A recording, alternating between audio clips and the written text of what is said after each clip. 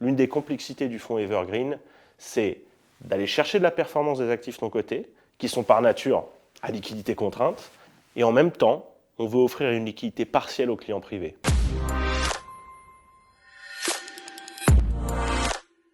Alors, je voudrais revenir sur une des questions qu'on nous pose souvent. Comment choisir un bon fonds Evergreen? Une précaution d'abord, le monde des fonds ouverts Evergreen de Private Equity est un monde nouveau, et on a donc un recul encore assez limité. Cet univers de fonds a émergé depuis peu de temps puisqu'il a été construit récemment pour satisfaire les exigences de liquidité des clients privés et que les clients privés s'intéressent depuis assez peu de temps au private equity. Il faut encore une fois rappeler que les investisseurs institutionnels investissent depuis 60 ans dans la classe d'actifs à travers des fonds millésimés et non à travers des fonds evergreen, puisque les fonds millésimés sont structurellement plus performants. Avec cette réserve, pour répondre à la question, il faut d'abord expliquer les différences structurelles qui existent entre, d'un côté, les fonds evergreen et les fonds fermés. Première différence, le choix de la stratégie sous-jacente. Le concept de l'evergreen n'est pas lié au private equity. Il est lié au fait d'avoir un fonds qui investit dans des actifs non cotés et qui est toujours ouvert à la souscription. Vous avez des fonds evergreen de dette, des fonds evergreen d'immobilier, des fonds evergreen d'infrastructure, des fonds evergreen d'actifs privés diversifiés et quelques fonds d'evergreen pure private equity. Si on cherche de la performance, les fonds evergreen purs à 100% en private equity seront bien évidemment les plus efficaces. Et notre gamme evergreen est bien sûr 100% private equity. Il y a encore peu de fonds de ce type sur le marché, parce que comme on le verra tout à l'heure, ces fonds evergreen 100% private equity sont compliqués à piloter pour le gérant. Deuxième différence, est-ce que l'Evergreen investit exclusivement dans les actifs maison du gérant ou est-ce qu'il s'agit d'un Evergreen en architecture ouverte? Certains gérants décident de loger dans leurs produits Evergreen des deals maison dont la rentabilité ne serait pas suffisante pour les clients institutionnels. Si vous réfléchissez bien, pourquoi est-ce qu'un gérant logerait des meilleurs actifs dans un fonds Evergreen? S'il le faisait, il ne vendrait plus jamais ses produits millésimés à des institutionnels. Donc la réalité, c'est qu'il va loger dans un produit Evergreen des actifs dont la rentabilité convient assez bien à des clients privés, mais pas à des clients institutionnels. Quelques rares gérants ont décidé de construire des fonds Evergreen ouverts, c'est-à-dire qui investissent eux-mêmes chez les meilleurs gérants. C'est un vrai choix de stratégie éditoriale, qui requiert une totale indépendance du gérant. J'indique au passage que ça a toujours été la signature et la façon de faire d'Altaroc.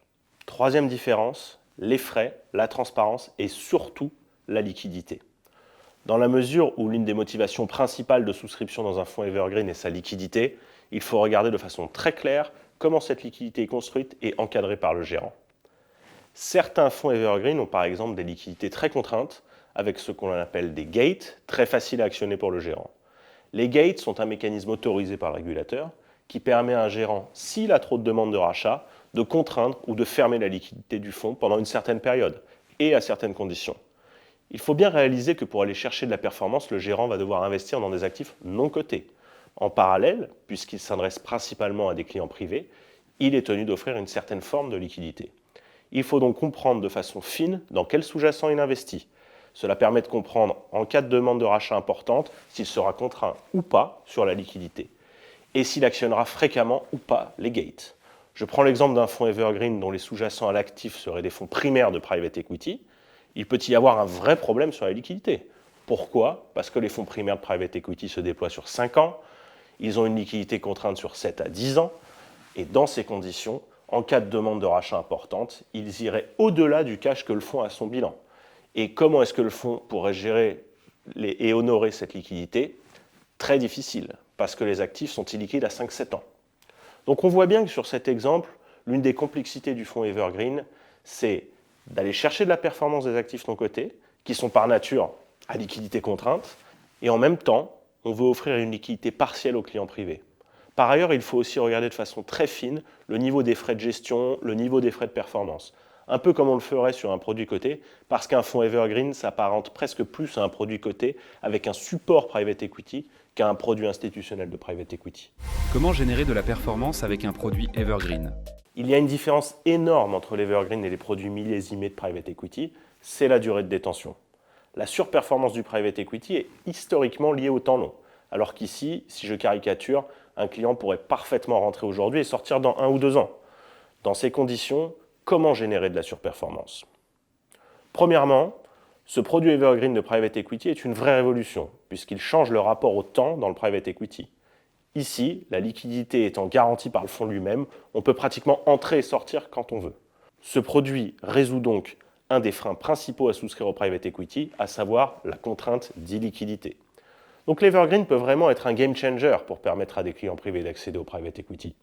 Certes, les retours des fonds Evergreen seront mécaniquement inférieurs à ceux des fonds millésimés du premier quartile, mais beaucoup de clients privés sont prêts à faire des compromis sur la performance si on leur offre une vraie liquidité. Mais comment faire de la performance en private equity dans ces circonstances? C'est un sujet très complexe à résoudre pour le gérant du fonds Evergreen.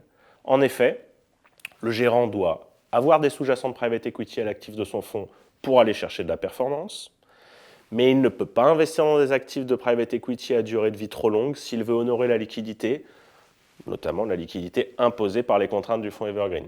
Ainsi, chaque gérant a sa recette pour adresser ce sujet. Pour présenter l'équation de façon simple, un gérant qui voudrait une surperformance majeure par rapport au marché coté investirait naturellement dans des fonds privés de private equity du premier quartile. Mais il ne pourrait pas honorer la liquidité car ce sont des produits sur 10 ans. A l'inverse, un gérant qui voudrait privilégier la liquidité choisirait plutôt de la dette LBO court terme. Mais il peinerait alors à délivrer la performance dans un environnement de taux bas, car celle-ci rapporte aujourd'hui 4 à 6%. Quelle est la recette d'Altaroc sur l'Evergreen? Maurice Chéniaud, le fondateur d'Altaroc, a eu une longue carrière dans le private equity institutionnel, comme cofondateur d'Apax, un des plus grands gérants mondiaux de private equity, mais il a aussi lancé et conçu Altamir, un des tout premiers fonds Evergreen européens 100% private equity, et ça il y a 30 ans. C'est un des meilleurs fonds Evergreen européens de sa catégorie. Ça fait 30 ans qu'il peaufine le fonctionnement de cet Evergreen, et ce, à travers différents cycles macroéconomiques complexes. Et c'est tout ce savoir-faire de 30 ans sur l'Evergreen que nous avons encapsulé dans nos produits. Par ailleurs, grâce au partenariat que nous avons noué avec les gérants de premier plan, nous sommes capables de construire des produits dont la durée de vie est plus courte que celle des fonds primaires. Cela veut dire que nos produits de private equity sont conçus pour générer de la performance rapidement, afin de répondre aux différents besoins et stratégies de nos distributeurs et de leurs investisseurs privés.